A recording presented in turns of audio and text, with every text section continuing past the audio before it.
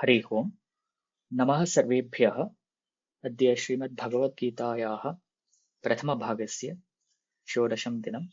गतकक्ष्यायां वयं गीताध्ययनं गीताध्ययने द्वितीयाध्यायं वयं आरब्धवन्तः।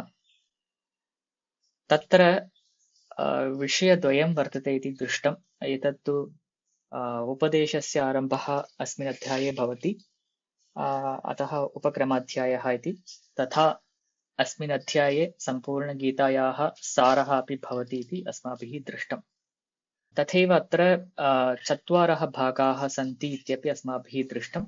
तत्र आदौ 9 श्लोकेषु तत्र लघुपरिचयः, इत्युक्ते पूर्वपीठिका एव भवति।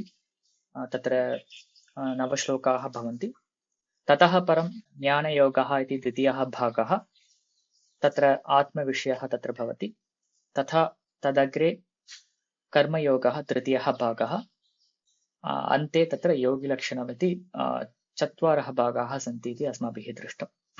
एतावत्पर्यन्तं प्रथम अध्याये कृष्णस्य वादः न श्रुतः। कृष्णः यद्यत् अर्जुनः वदति तत्सर्वं कृष्णः सावधानेन शृण्वन् भवति। आदौ एकवारं यदा रथः मध्ये स्थापितः तदानीं तत्र रथं स्थापयित्वा कुरुन् पश्य इति सः उक्तवान्। तावदेव। ततः आरभ्य अर्जुनस्य एव वचांसि वयं दृष्टवन्तः, श्रुतवन्तः। तथैव अत्र द्वितीयाध्याये अपि मध्ये किञ्चित् तत्र श्रीभगवान् उवाच इत्यत्र कुतस्त्वाकश्मलमिदम् इत्यत्र श्लोकद्वयं साक्षात् भगवता उच्यते। पुनः ततः परम् अर्जुनेन पुनः पञ्चश्लोकाः भवन्ति। पञ्चश्लोकान् अर्जुनः वदति। ततः परं पुनः सञ्जयस्य वादः, ततः परं कृष्णस्य वादः।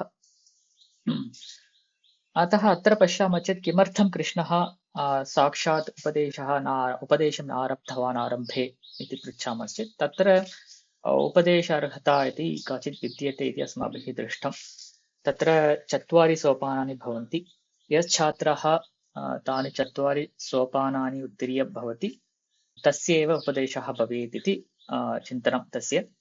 तत्र 4 सोपानानि इति पश्यामः चेत् तत्र प्रथमं तत्र दोषः अस्ति इति ज्ञानं तत्र प्रथमं भवेत्। इत्युक्ते अत्र दोषः नाम संसारः इति दोषः।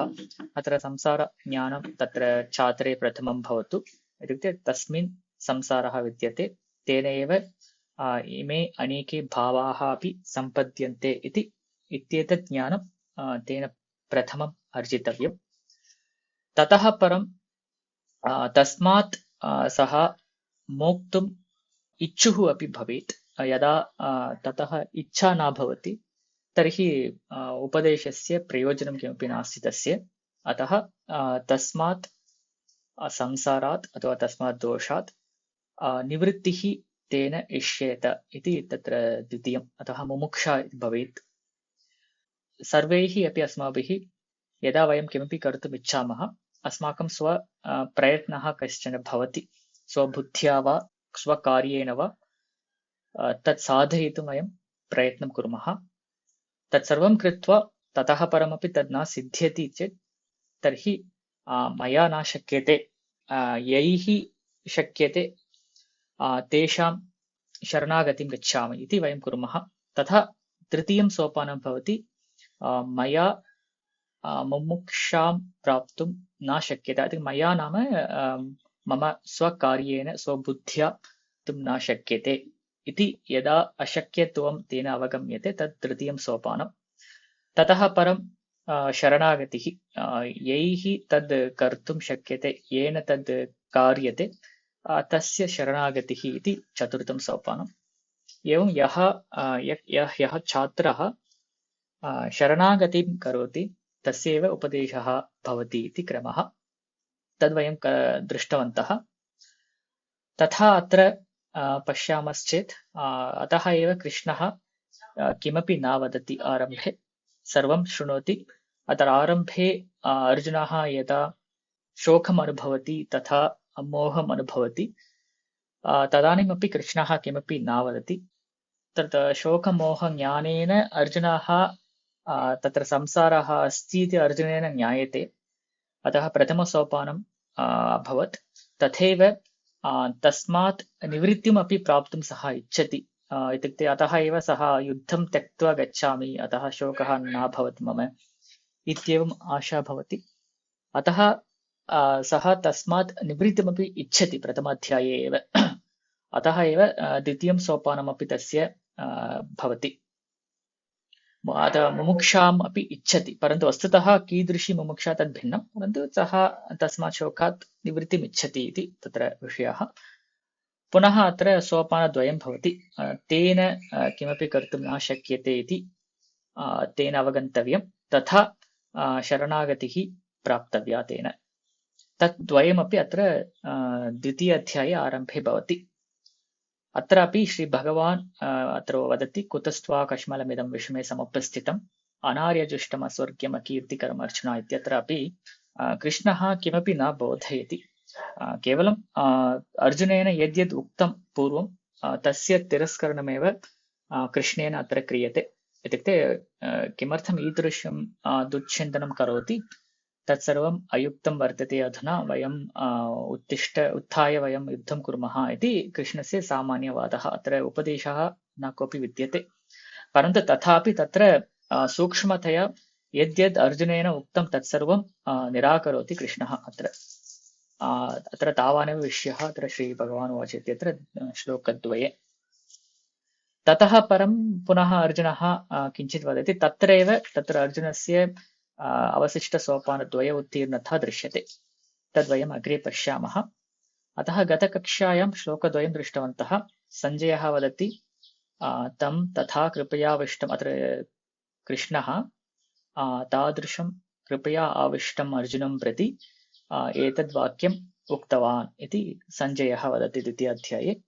ततः परं पुनः तत्र पूर्वमया तथा इत्यत्र तदा इत्यस्मिन् अर्थे अत्र अन्वयः कृतः। तदा इत्यपि शक्यते, तथैव तत्र तथा इत्यस्यापि सार्थत्वं वर्तते।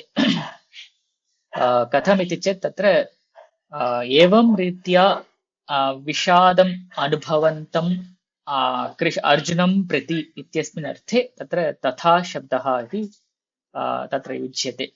अतः तथा इत्यत्र तथा इत्यपि अर्थः भवति, तदा इत्यपि अर्थः भवति। अस्तु, अग्रे श्रीभगवान् उवाच इत्यत्र पुनः कुतस्त्वा कश्मलमिदं विषमे समुपस्थितम् अनार्यजुष्टम् अस्वर्ग्यम् अकीर्तिकरम् अर्जुन। अत्र इतोपि एकं गतकक्षायां वक्तुं विस्मृतवान्। कुतस्त्वम्, अत्र कुतः इत्यनेन किमर्थम् इति अर्थः।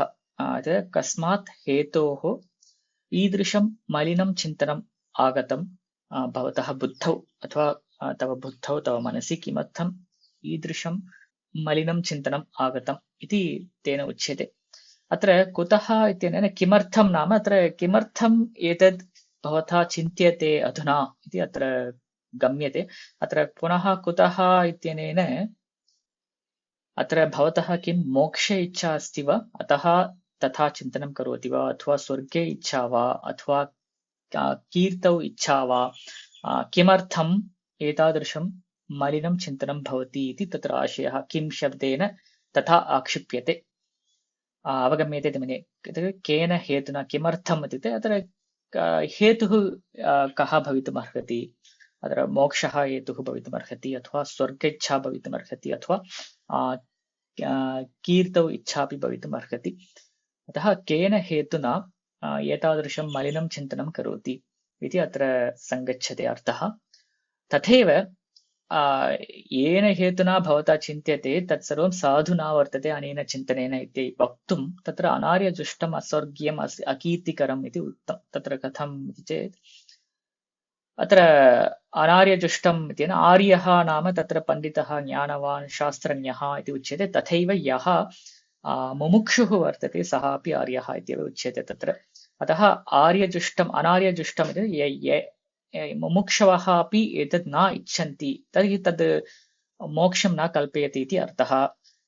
तथैव अस्वर्ग्यम्, अथवा स्वर्गप्राप्तिः न भवति, अतः अस्वर्ग्यम् अकीर्तिकरं कीर्तिमपि इहलोके कीर्तिः अपि न भवति अस्वर्ग्यं परलोके स्वर्गः प्राप्तिः अपि न भवति अतः हेतुत्रयमपि निराकरोति कृष्णः अत्र अत्र किं शब्देन हेतुत्रयं सूचितवान् मोक्षे इच्छा वा स्वर्गे इच्छा वा कीर्तौ इच्छा वा इति तत्त्रयमपि अत्र निराकरोति एतेन चिन्तनेन तत्त्रयमपि न भवति मोक्ष इच्छा न भवति अतः मुमुक्षुभिः न इष्यते तद् तथैव स्वर्गे इच्छा न भवति स्वर्गप्राप्तिः अपि न भवति यतः अस्वर्ग्यं वर्तते पुनः कीर्तिरपि न लभ्यते यतः अकीर्तिकरं वर्तते इति त्रयाणामपि निराकरणमपि तत्र करोति अत्र पुनः एतत् त्रयमपि पूर्वम् अर्जुनेन इष्टम् आसीत् अत्र मोक्षः अपि इष्टः आसीत् प्रथमाध्याये अस्माभिः दृष्टं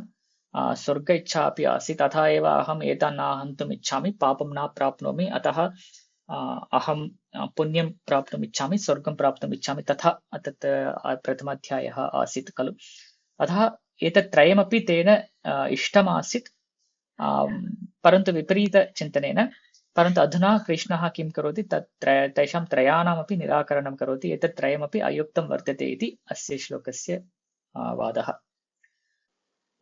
that's all for today. Thank you all for watching this video online. If you have any comments or feedback, you can post them in the comment section below. So there is a specific feedback form for this course. I strongly recommend you fill up that feedback form so I can get right feedback. You can also suggest any change needed in the feedback. And thank you all for watching this video online. Let us meet in the next session. Dhanyavadaha.